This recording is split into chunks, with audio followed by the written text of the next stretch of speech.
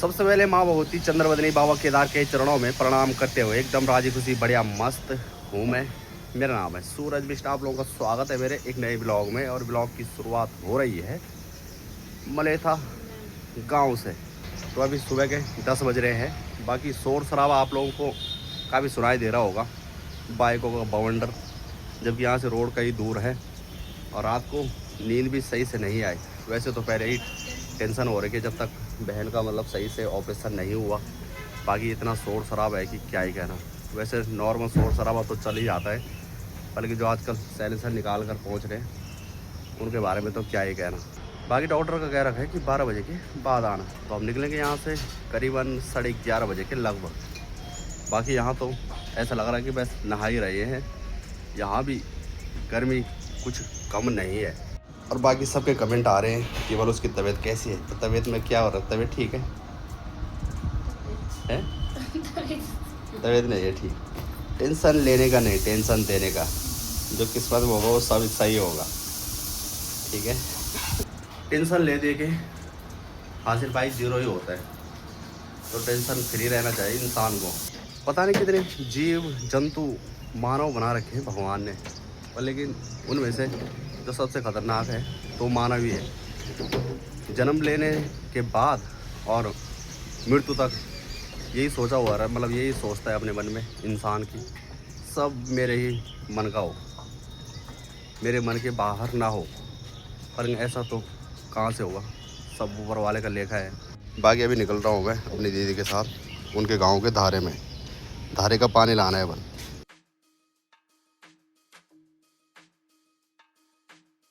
ये चले दोस्तों हम मलेथा की गलियों में।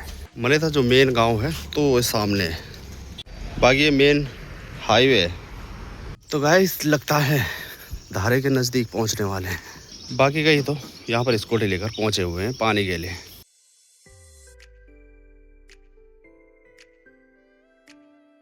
माननी पड़ेगी मलेथा वालों की बात। ये देखो भाई, जो भी ठंडा लिया दुकान से, फिर उस बोतल का मिसयूज नहीं करना है। ले चलो उसको धारे में। पानी वैसा ठंडा है पर लेकिन हमारे गांव के मुकाबले नहीं है ना। कैसा स्वाद में वैसे मीठा हो रहा है आम के जड़ों का पानी। तो गाइस मलेथा का हर एक परिवार पहुंचा हो रहा था उस धारे में।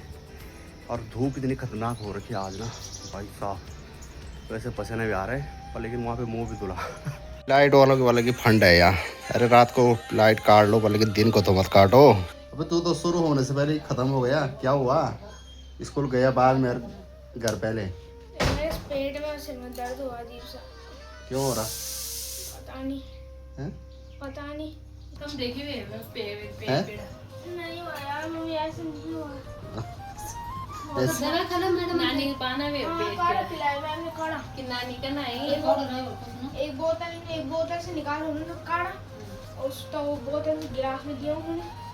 तब वो पिया मैंने, उसको और अजीब से बदबू आई उसको पिया मैंने। वैसे से हो रहा है। चले 11 बज चुके हैं तो खाना खोना खा के निकलते हैं। ये भी पहाड़ी दाल है कि क्या है, बाकी देख सकते हैं आप लोग। क्या दिखाओ ना। तो चले जी हम निकलते हैं यहाँ से। टाइम हो चुका है 11:30। बोल तू चलेगा बल? हाँ पढ़ने पे ध्यान दे, पढ़ने पे ध्यान देता वो उसने घर आना था बहाना मार के। बाकी स्कूटी का पार्किंग चौकी में था और अब यहाँ से ले चलते हैं स्कूटी को भी। कल शाम को लाते टाइम स्कूटी की यहाँ पे ऐसी तैसी हो गई थी। एकदम ब्रेक मारा मैंने और स्कूटी एकदम पीछे पीछे। हो स्लोली।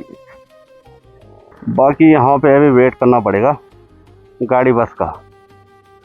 दिन के टाइम पे वैसे बहुत कम मिलती है, बल यहाँ पे गाड़ी बस है। चलिए बस रुक चुकी है। ओ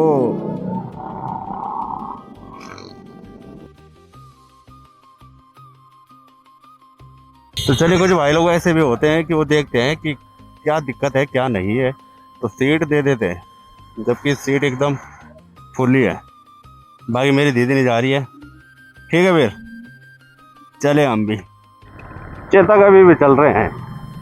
चेतक का शौकीन बहुत ज़्यादा हूँ मैं। बाकी कीर्तिनगर से मेरे साथ जाएंगे मेरे बहनोई, ये सामने।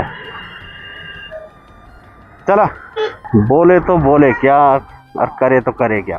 तो मैं पहुंच गया था चुंगी में, तो अब यहाँ से मुझे फिर लौटना पड़ रहा है मलेथा। तो खुद तो निकल पड़े हम और कागज उधर ही भूल गए, और मेरी दीदी कह रही कि कागज इधर ही भूल आए तुम।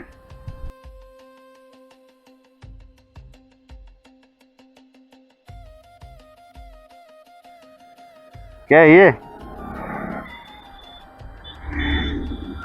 बलड़ का। और कोई भी शिव भक्त अगर बाबा केदार के धाम आना चाह रहा है या फिर कावड़ी है, तो यहाँ पर आपको एकदम हाफ टी शर्ट की जरूरत पड़ेगी, पर लेकिन जब बाबा केदार के धाम पहुंच जाओगे तो वहाँ 2-2 जैकेटों की जरूरत। रुद्रप्रयाग के बाद ठंडा ही ठंडा है, तो इसलिए अपने गर्म कपड़े जरूर लेकर आए साथ में।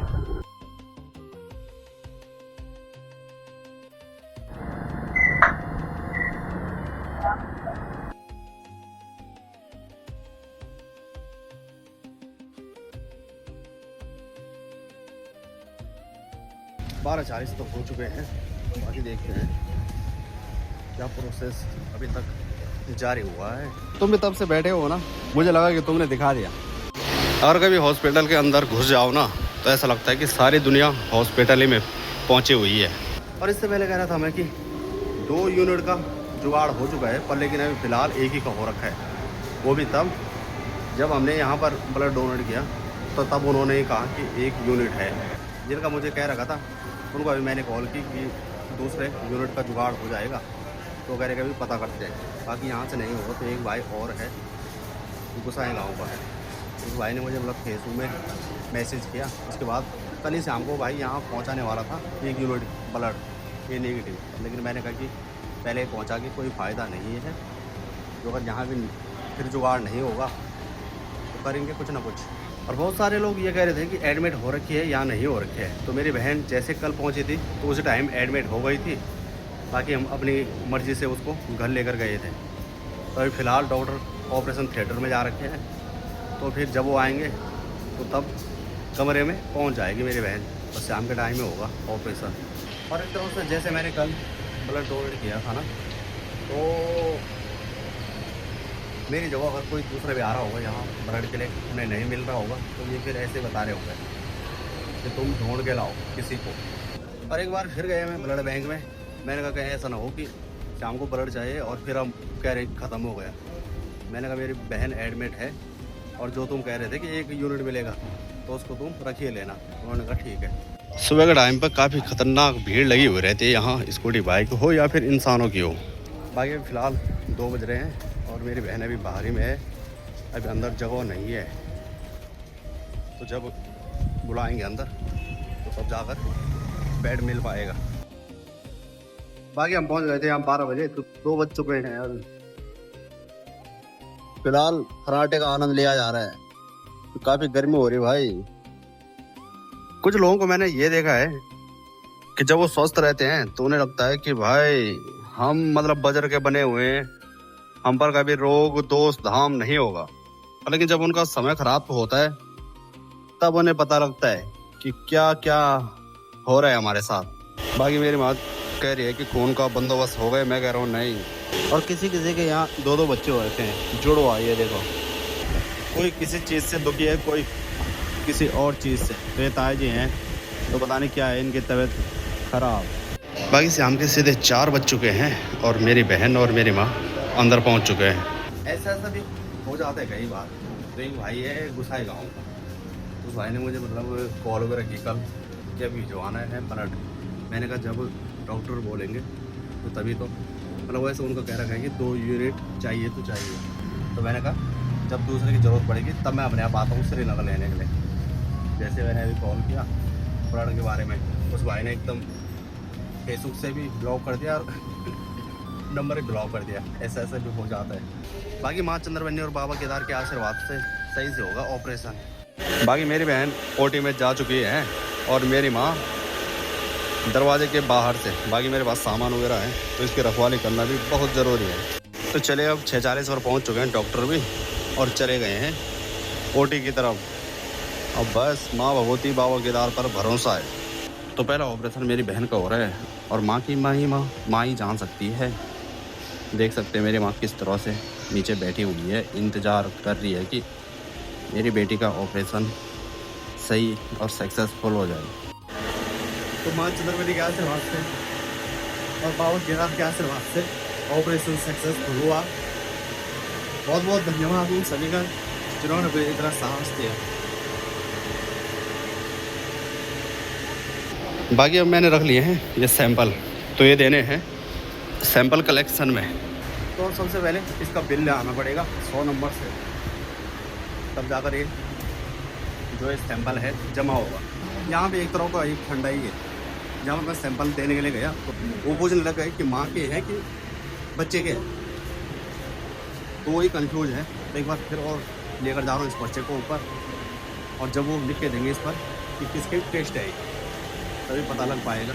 बाकी दो जो सैंपल थे वो बच्चे के थे, तो इसको लेकर जाना है ब्लड बैंक में। और ये वाला सैंपल है जो ब्लड बैंक वाला, तो ये थोड़ा मतलब दिक्कत आ गई इसमें कुछ, एक बार फिर मुझे जाना पड़ेगा उधर ही। तो चलिए बहन भी आ चुकी है, ठीक है तबीयत। बाकी दोस्तों अभी बच्चा तो दिखाई नहीं है, मतलब मुझे तो मेरी माँ जा रही है बच्चे के साथ, तो अभी बच्चे को मशीन में रखा हुआ है। ऐसा दुख हो रहा है ना जब इस तरह से लोग पहुँच रहे हैं। ये देखो रात बिरात एम्बुलेंस में। तो मुझे अब फिर बाहर जाना पड़ेगा क्योंकि अंदर नहीं है ये वाली दवाइयाँ, वो बाहर से लानी पड़ेगी। तो चले दवाइयाँ भी रख ली हैं मैंने। बाकी ज़्यादातर सभी रास्ते लगे हुए हैं NICU में। तो अभी मैं पहुंचा था ऊपर, तो वहाँ पर मैंने पूछा कि बच्चे की तबीयत कैसी है, तो बता रहे कि थोड़ा सांस लेने में दिक्कत हो रही है, तो इसलिए यहाँ ऊपर लेकर आए। पता नहीं कितने चक्कर लगा दिए मैंने ऊपर नीचे। इससे पहले तो अंदर जा रहा था, अब सीधे रोड ही रोड। और पसीने से अंदाज़ा लगा सकते हैं कि कैसे हालत ख़राब हो गई। पता नहीं कितने चक्कर लगा दिया भाई आज दिन भर में। हॉस्पिटल में चाहे भागने वाला इंसान, हालत ख़राब हो गई। अब दूसरी बारी का सैंपल ले जाना पड़ रहा है, पहले बारी का ख़राब हो गया था। तो फर्स्ट टाइम मैं 3 सैंपल लेकर आया था, तो एक तो सही निकला था, बाकी 2 ऐसे ख़राब निकल गए थे। तो एक सैंपल वालों को कह रखा है 20 मिनट बाद जो मिलेगा ब्लड बैंक में, और जहाँ ऊपर मैं गया तो उनका कह रखा है 1 घंटे बाद। डॉक्टर को कह रखा है कि ऐसे बोलना कि जल्दी जल्दी। तो बहन की तबीयत भी एकदम ठीक ही है। बाकी दोस्तों इस ब्लॉग को यहीं पर एंड करते हैं। वीडियो अगर आप लोग को अच्छी लगी हो तो वीडियो लाइक करें, सब्सक्राइब करें और शेयर करें। मिलेंगे आपको एक नए ब्लॉग में, और टाइम हो चुका है 10 रात के।